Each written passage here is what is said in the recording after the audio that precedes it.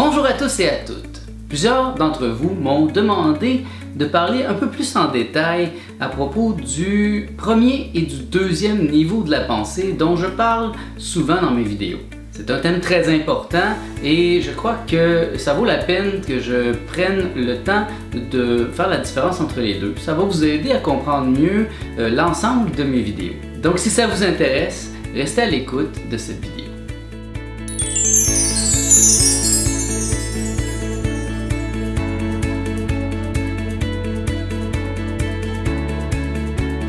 Bienvenue dans l'univers jovial de Nicolas. Mon nom est Nicolas Leroux et dans cette série de vidéos, je vous propose un programme pour un nouvel univers. Parce qu'un air nouveau nécessite une pensée. Et dans cet air nouveau que j'entrevois, eh bien les gens vont être assez complexes pour faire la différence entre le premier et le deuxième niveau de la pensée. J'ai découvert ce concept premièrement dans l'œuvre de Carl Jung. Spécialement dans son livre intitulé « Ma vie », il parle de son être numéro 1 et son être numéro 2. Voici d'ailleurs une citation qui va vraiment évoquer le sujet. L'un était le fils de ses parents, celui-là allait au collège. Était moins intelligent, moins appliqué, moins convenable et moins propre que beaucoup d'autres. L'autre, au contraire, était un adulte. Il était vieux, sceptique, méfiant et loin du monde des humains. Mais il était en contact avec la nature, face à la terre, au soleil, à la lune, aux intempéries, aux créatures vivantes et surtout à la nuit, aux rêves et à tout ce que Dieu pouvait évoquer immédiatement en moi. Puis le concept est revenu très souvent dans la bouche d'une part de Gurdjieff et surtout d'André Moreau, avec qui j'ai passé beaucoup de temps dans les dernières années. Et donc, le premier et le deuxième niveau de la pensée est un concept qui a pris de plus en plus d'importance dans mes idées. Le premier niveau de la pensée est celui du vulgaire, qui vient du mot vulgus, qui veut dire bas peuple en latin. C'est le niveau de la loi générale qui est contrôlé par les institutions, par les lois, par la morale, en fait par tout l'appareil manipulateur plutocratique. Par exemple, dans le film Matrix, ceux qui vivent encore dans la matrice sont au premier niveau de la pensée. Ils sont des prisonniers, mais ils ne le savent même pas. Ils ne se posent pas de questions métaphysiques, ils ne remettent pas en cause l'ordre établi. Ils suivent simplement le programme. Ils sont des moutons et ils ne sont même pas conscients que l'énergie qu'ils donnent à cette matrice sert justement à rendre leur prison plus forte, plus impénétrable. Bref, ce sont des morts qui n'ont pas encore commencé à vivre et qui, probablement, dans la majorité des cas, ne vivront jamais. L'homme du premier niveau ne comprend pas que la réalité est beaucoup plus vaste que ce qu'il peut percevoir avec ses deux yeux de chair. Il vit dans l'illusion, cette maya dont parlent les hindous, qui est le rêve dont on doit s'éveiller, mais pour eux, ils ne savent même pas que c'est un rêve, donc l'idée même de s'en éveiller ne les effleure pas. Cet individu est ce qu'on peut appeler un auto-clos, c'est-à-dire qu'il est refermé sur lui-même, sans espoir de pouvoir sortir de sa petite bulle. Il vit dans le monde plat, à 3 dimensions, dans lequel il a atterri, et qui d'ailleurs, pour lui, c'est simplement le hasard qui fait qu'il est ici, la fatalité. Il n'a aucune emprise sur sa vie, il est un fétu de paille, une petite feuille qui est poussée par le vent. Et en vérité, cette définition du monde, cette manière de voir le monde, est celle de la majorité des êtres humains sur cette planète. 99,9% des gens sur cette planète sont des gens du premier niveau de la pensée. Par exemple, ma conception ouverte de l'amour est totalement inintelligible pour l'homme du premier niveau. Car lui, il est aux prises avec des émotions, il est aux prises avec des traumatismes qui remontent à son enfance, il a un paquet de complexes qui l'empêchent d'être libre. La majorité des gens que je rencontre sont vraiment pris au niveau de l'amour, qui en fait est une émotion très dévastatrice sur cette planète. Et c'est bien souvent une dépendance affective, une carence de l'amour propre qui fait en sorte qu'ils se jettent sur les autres sans avoir eux-mêmes pris le temps de s'aimer. L'amour est donc un besoin pour l'homme du premier niveau et il va être prêt à tous les compromis pour l'assouvir. Le deuxième niveau est celui de la loi d'exception. Y vivent les sages, les saints, les êtres réalisés, les penseurs, ceux qui arrivent à penser par eux-mêmes, et tous ceux qui ont choisi de remettre en question les lois et l'ordre établi. En anglais, on peut utiliser l'expression « think outside of the box », penser en dehors de la boîte.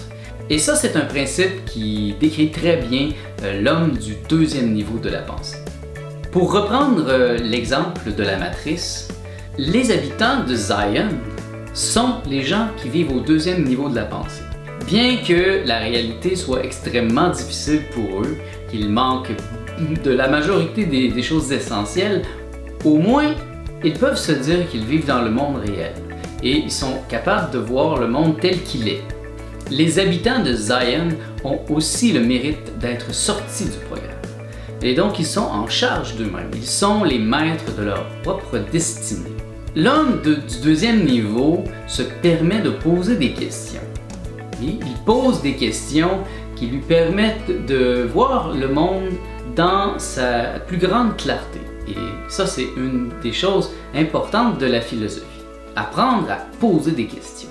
Et pour trouver ses réponses, il va utiliser tout ce qui est possible, autant dans le visible que dans l'invisible. Ses perceptions, ses intuitions, ses sentiments, ses rêves, ses visions. Il va utiliser tout.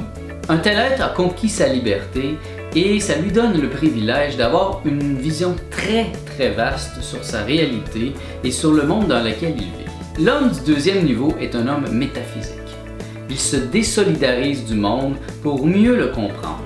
Il ne s'identifie plus à sa personne, car s'étant donné un être, il comprend maintenant que par-delà sa personne, il y a un infini, il y a quelque chose d'illimité qui lui permet de vivre dans l'absolu. Il n'est plus soumis à son antéléchie naturelle. L'antéléchie, c'est ce que je me suis donné à être.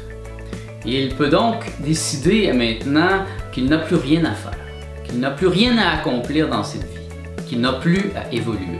Et il est maintenant soutenu par son antéléchie éthrique, qui a beaucoup plus à voir avec ce qu'il s'est donné à faire au niveau divin, ce qu'il s'est donné à être. Il est rare de rencontrer des gens qui vivent au deuxième niveau de la pensée, mais une fois que la personne a compris et qu'elle vit à ce niveau, elle peut commencer à enseigner aux autres à le faire. Un peu comme Morpheus a réussi à aider Néo à sortir de la matrice. Et si je reviens à mon exemple de l'amour ouvert, vous vous doutez bien qu'au deuxième niveau de la pensée, cet amour a beaucoup plus à voir avec la compassion dont parle le Bouddha ou le Christ.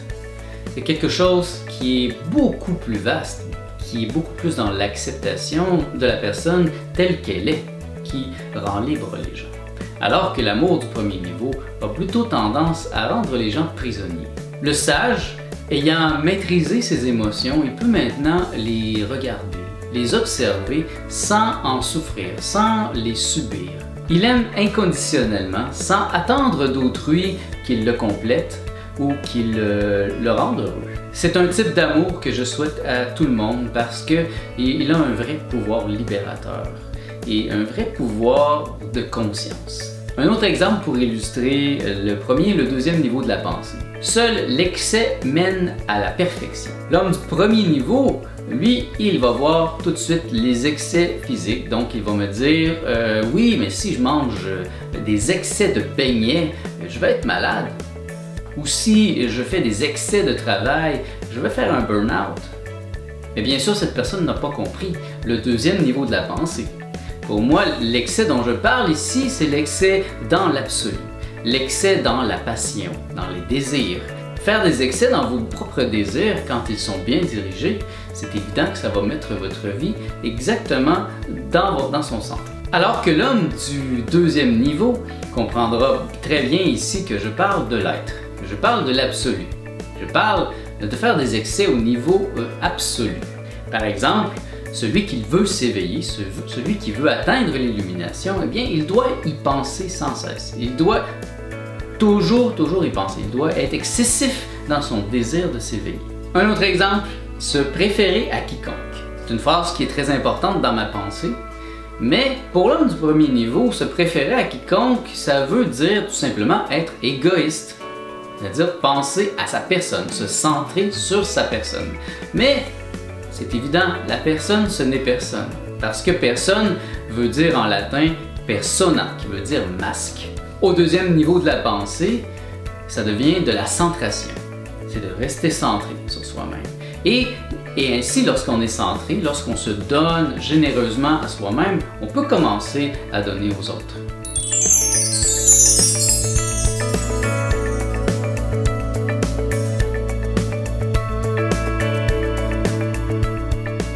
Et bien voilà, c'était ma réponse à cette question de plusieurs auditeurs à propos de la différence entre le premier et le deuxième niveau de la pensée. Mon nom est Nicolas Lehoux. Merci d'avoir été à l'écoute de cet épisode de l'univers jovial de Nicolas.